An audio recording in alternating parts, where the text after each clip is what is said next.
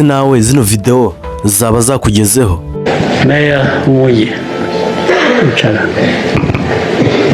urabizi nawe njye nageze naho rimwe na rimwe mfata imodoka nkaza nawe n'abandi bose n'aba ministers ba infrastructure ngira ngo bamwe bari hano n'abandi nkagenda mbereka, nabyo urabizi. Yes sir. Ibyo nagiye nsubiramo ngusaba hafi buri gihe, nkasubira mu mujyi nkongera nkabisanga, nkongera nkagutumaho, nabyo biraza guhagarara. Yes sir. One way or the other. Urabizi? Ndabizi Your Excellency.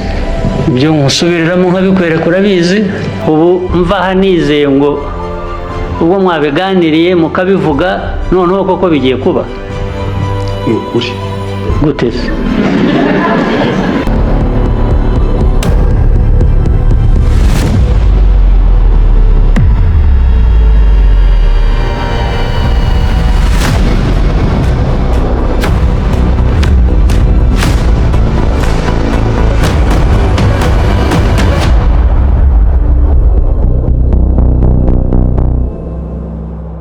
Ese nawe zino video zaba zakugezeho?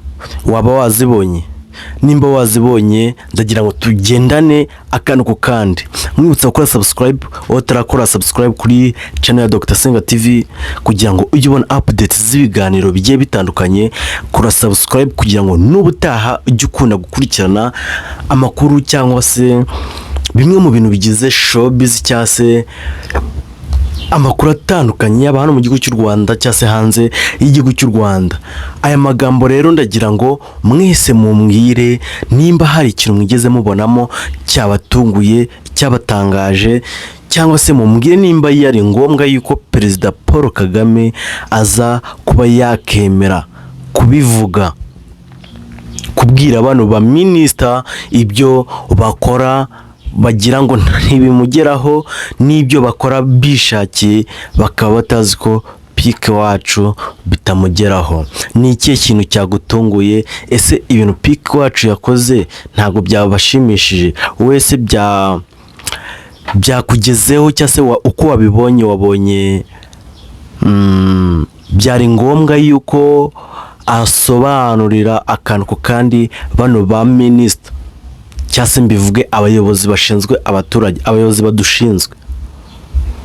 Mu magambo make ndagira tujyane, Perezida Paul Kagame buriya ni umuntu ureberera umuturage ahava akagera. Ni umuntu uha agaciro umuturage 100%.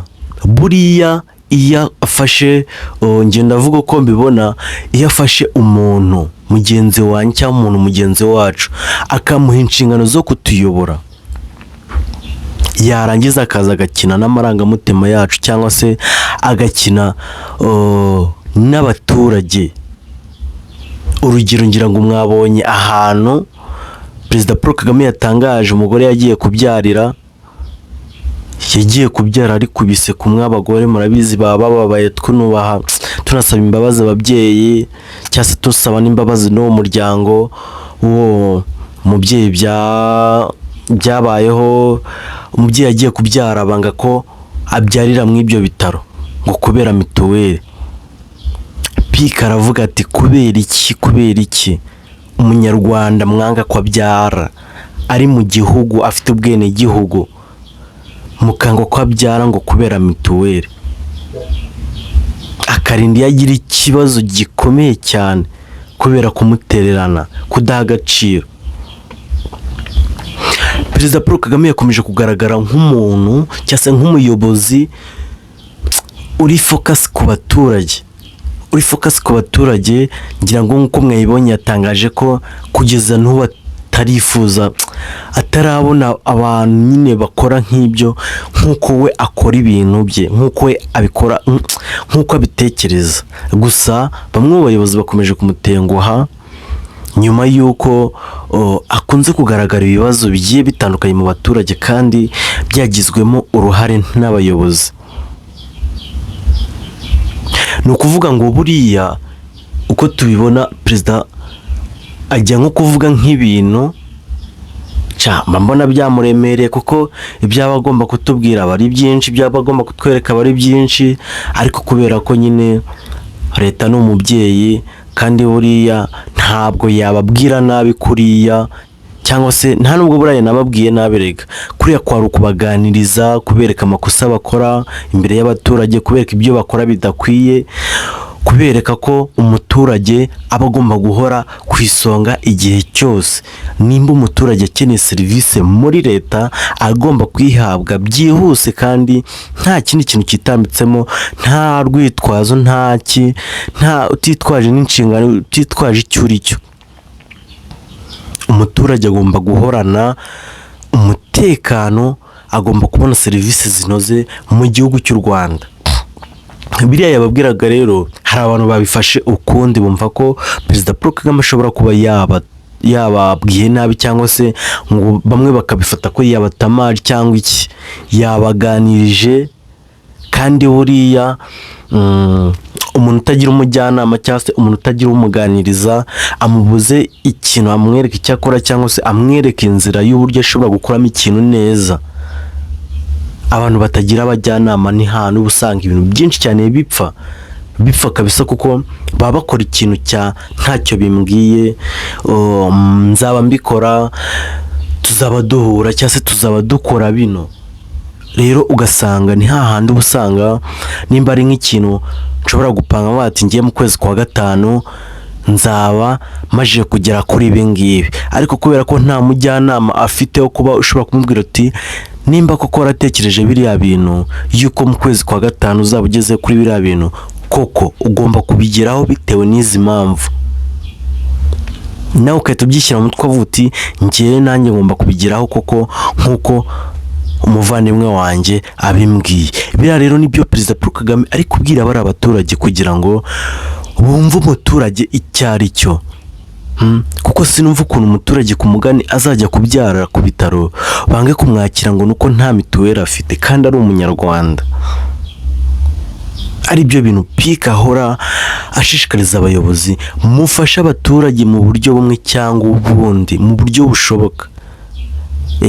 Erega buriya umuturage yahoze je ku isonga, mba ariko mbivuga, iyo abayeho nta kibazo na kimwe afite cyangwa se ntaki,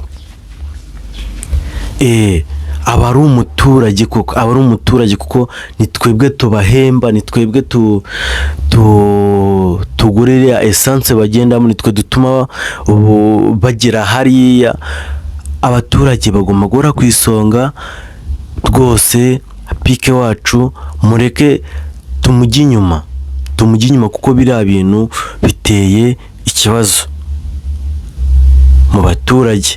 Hari igihe ujya gusaba serivisi ahantu cyangwa se gukora ikintu ugasanga bisabye ibintu byinshi kugira ngo binyuremo kandi bitari ngombwa, bakagucisha mu bintu byinshi bagira ngo bakugore, ugaca mu bintu byinshi kugira ngo icyo ushaka ukibone. Kandi ari byo bintu pika wacu ahora atubwira ngo nimba ari serivisi umuturage wacu aje kudusaba tuyimuhe nk'uko bikwiye, niko kazi twasabwe.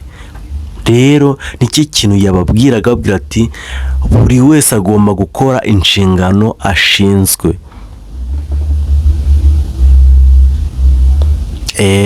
Buri wese agomba gukora inshingano ashinzwe kandi neza, ku buryo ki nta muturage uzigera umugana na rimwe abe yabasha kugira ikibazo cyangwa se amubwira uti njyewe ndahiriye yuko uyu muntu nta kintu ndi bwaze kumufasha, cyangwa se hari nk'ukuntu ujya kwaka serivisi ahantu ugasanga nk'umuntu ntaranagera muri ofisi, umuyobozi ntaragera muri ofisi, ugasanga ntabwo cyangwa se yibereye kuri cati cyangwa se afite ubunebwe bwo kugukorera. Ibyo nibyo bintu rero pike wacu adashaka. Wowe warebye ziriya videwo z'uburyo perezida yasesengurira abayobozi, abaminisita y'ibyo bakora cyangwa se y'ibyo ababwira gukora ntibabikore,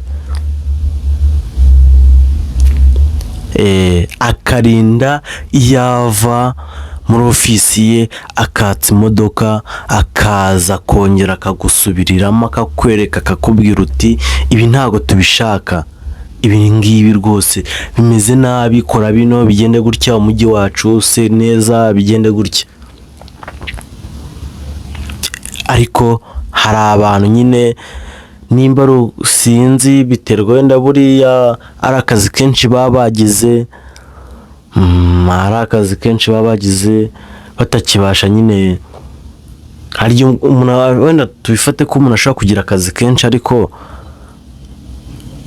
bikaba biri muri plan y'akazi ashinzwe anagomba kunoza, bikava mu nzira nk'uko yabisabwe, ariko kubera akazi kenshi aba afite akaba wenda ashobora nko kubyimurira igihe.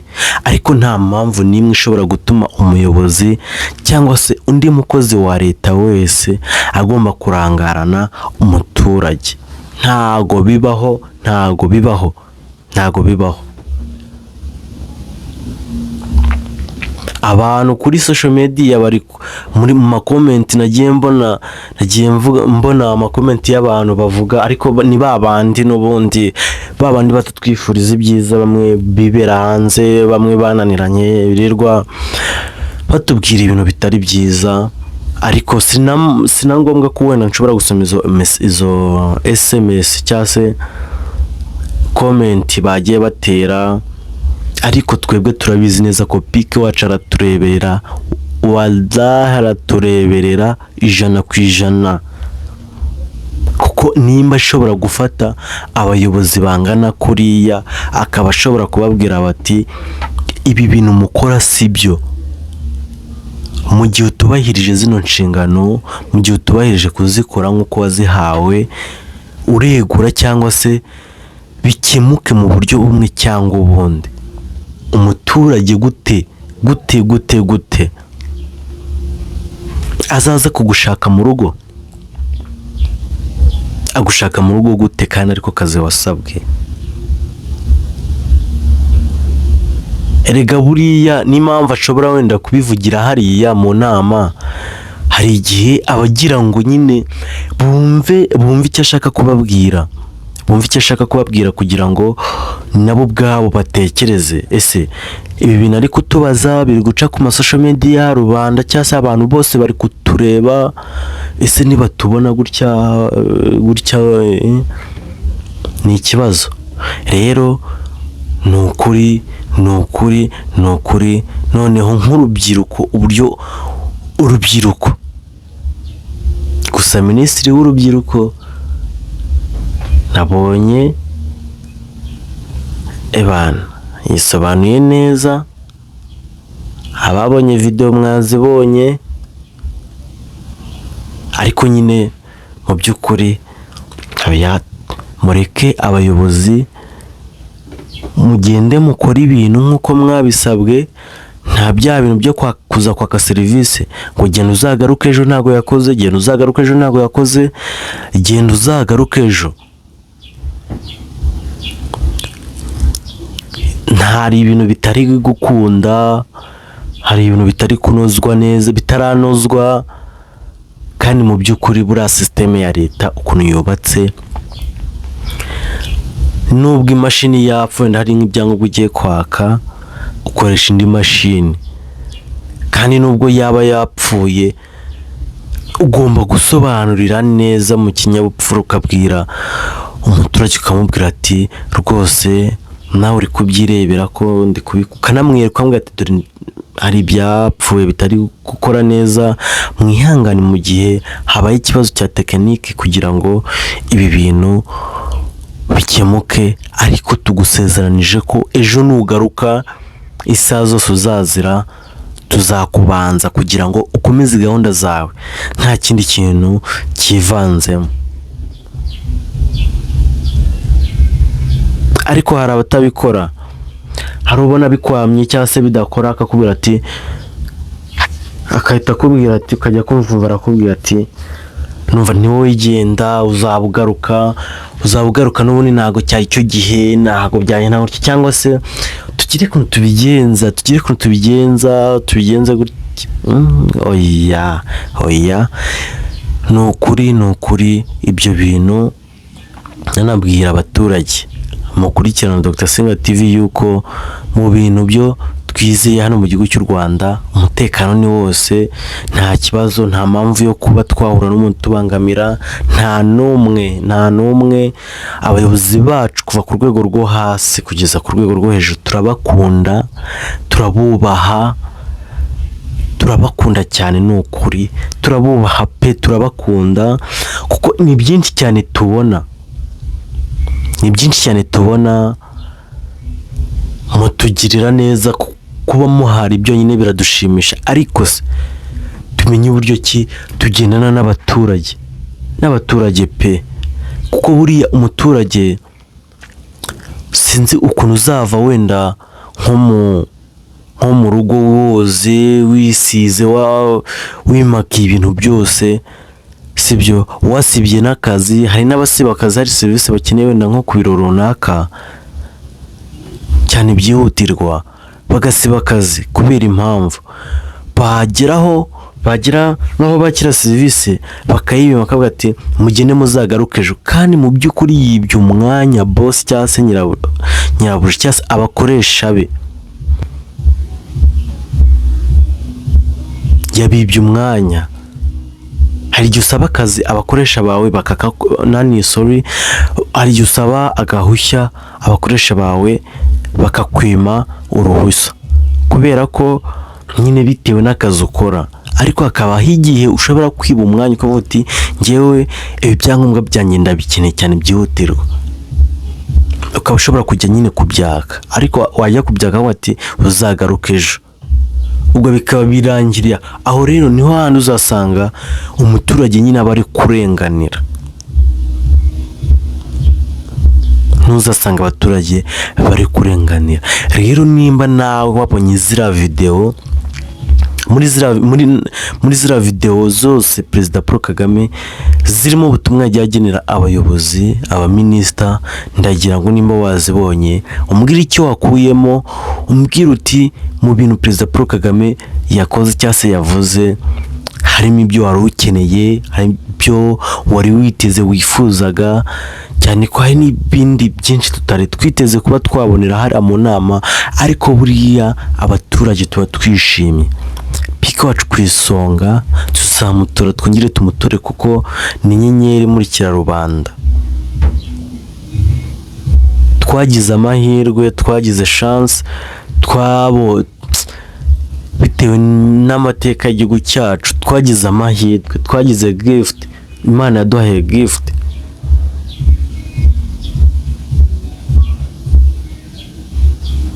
Yaduhaye gift bro, kuba dufite umusaza wacu nk'uriya uzi akarengane abaturage biwe bahura nako, uzi agaciro k'abaturage be. Sinzi n'impamvu hari abantu bakunda kuva mu mihanda yose mu bihugu bigiye bitandukanye baza badushyiramo politike, bashaka nyine kuduhindurira intekerezo zacu, ugasanga nk'uriya muntu Perezida Paul Kagame yavuze uburyo ki hari umuntu ushobora kuva hanze mu mahanga akaza akakujya mu matwi akakumvisha uburyo ki wakabaye uri perezida, akakumvisha uburyo ki wakabaye uri perezida, nawe ugasanga ni hahandi uhise wishyiramo ikintu kwa ati ese kubera iki ngiye ntari perezida. Ibyo rero ni politike, ni ibintu bitagira aho bikugeza, ni ibintu bitagira icyo bigufasha. Nimba uzi neza yuko hari abantu ujya uhura, niba hari abantu ujya uhura nk'abo ngabo baba bashaka kukwinjiza mu bintu bitari ngombwa, rwose jya wiruka uve mu nzira. Bashaka kuguteranya na leta, bashaka kuguteranya n'abaturage, bashaka kuguteranya n'abayobozi. rero mureke tubane neza, perezida wacu aradukunda, nta kibi yatwifuriza, yirirwa arara amajoro kubera twebwe. Ariko so njyewe ndacyari Dr Senga TV nk'ibisanzwe. Nimba utarakora subscribe kuri channel ya Dr Senga TV, kora subscribe kugira ngo ujye ubona update z'ibiganiro byacu duhora dukora, kugira ngo twebwe ubundi dukunze kwibanda muri social media cyane hano mu gihugu cy'u Rwanda. Imbuga social media zacu dukoresha Instagram, Facebook, TikTok ndetse na YouTube. Izo mbuga zose ugiye kwandika Dr Senga TV, kora subscribe, ukore like, share ndetse ushyiremo na comment bitewe n'ikiganiro nakoze cyangwa se bitewe n'icyo ushaka nawe kutugezaho. Erega watugira n'inama uciye muri comment ukavuga ati Dr Senga TV ibi bintu bikoze gutya, byagenda gutya, byagenda gutya, byagenda gutya. Nimba ukunda kubona ukoresha TikTok, kora follow, Instagram kora follow ndetse na Facebook kora follow, kugira ngo ujye uhita ubibona bikoroheye.